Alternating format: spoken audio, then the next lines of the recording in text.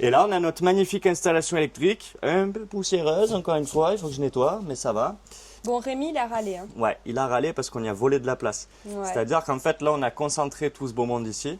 Là, tu as un deuxième arrondi, enfin, tu as un des arrondis qui est là avec une planche dessous où il y a juste 4 vis que tu peux enlever.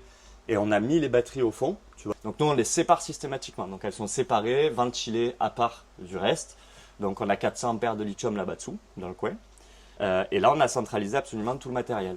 Donc on se retrouve avec un gros kit de chez Van Hout Camper. Donc on a le Multiplus 3000, un Lynx pour distribuer tout ce joli petit monde, nos coupes batteries qui sont énormes, rappelle-toi, en 600 ampères, un Orion, étant donné que, rappelle-toi, on va passer par la prise remorque qui sera branchée sur le porteur pour recharger quand même avec un Orion, un MPPT pour les 2 ou 3 panneaux solaires qu'on aura sur le toit. Et puis après, bah voilà, tout le beau monde habituel, quoi, le sectionnaire solaire, le Servo GX, et ainsi de suite, quoi. La distribution de 12 volts qui est ici, tous nos petits relais de chauffe-eau, de pompe, voilà, et la distribution de 130 volts ici. Voilà.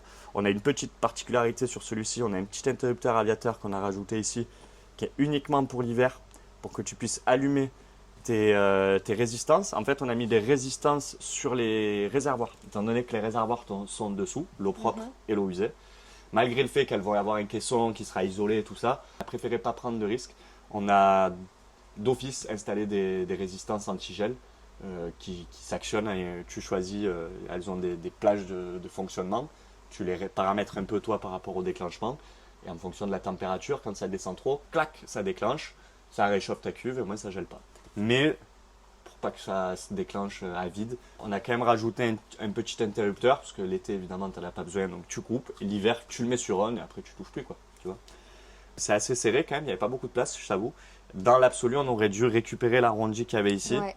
Et du coup, c'est vrai qu'on a essayé de gratter le moindre petit bout. Et là, du coup, en l'occurrence, on a gratté un bout à Rémi, il nous a un peu engueulé, mais il s'en sort toujours, c'est un magicien, donc ça a fonctionné. Et puis, on a rajouté aussi des aérations. On a rajouté aussi des aérations, on l'a vachement ventilé celui-ci, tu vois, on a une aération basse ici. Là, on a carrément mis un extracteur d'air en 12 volts. Donc en fait, lui, pareil, nous, on a programmé notre Multiplus et notre Servo GX pour qu'à une certaine température dans le compartiment électrique, lui se met en fonction. Lui, il est en 12 volts, c'est un extracteur d'air, tu as 2 petits ventilateurs derrière. Je sais pas si tu vas les voir là, tac. Ah oui. Tu as 2 petits ventilos qui se mettent, d'ailleurs il faut qu'on range le câble, c'est pas encore fini.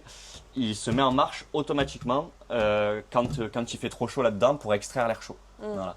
Donc là, on a joué la sécu à fond justement pour pas être embêté parce qu'on manquait cruellement de ventilation, quoi, tu vois. Et puis il faut ventiler les caissons, c'est super important.